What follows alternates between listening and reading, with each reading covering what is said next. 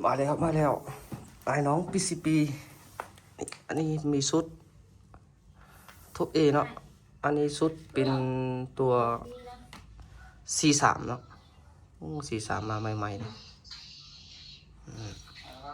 นี่ C3 นี่หูมันจังแตกต่างกันเนาะมันจังเป็นหูไซเหล่า16เลยเนาะเชิงหู16แตกต่างกันครับ C2 เนาะงามเลยเครื่องไซกอนเด้อมีครับประกันใครสนใจก็ทักเข้าเบอร์แอปไว้เด้อ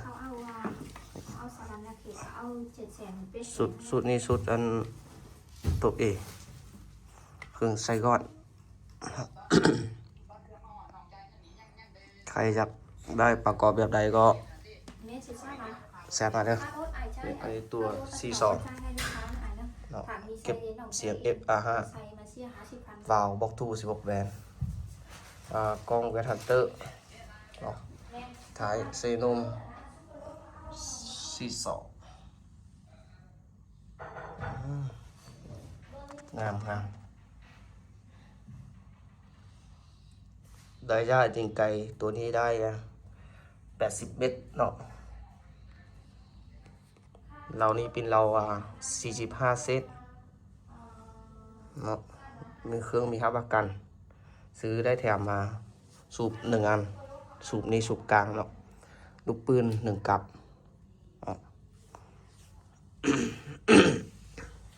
ใครสนใจก็ถ้าเข้ามาตามเบอร์แอปของเฮาเด้อสุดนี้43มาได้น้อยโบมาได้หลาย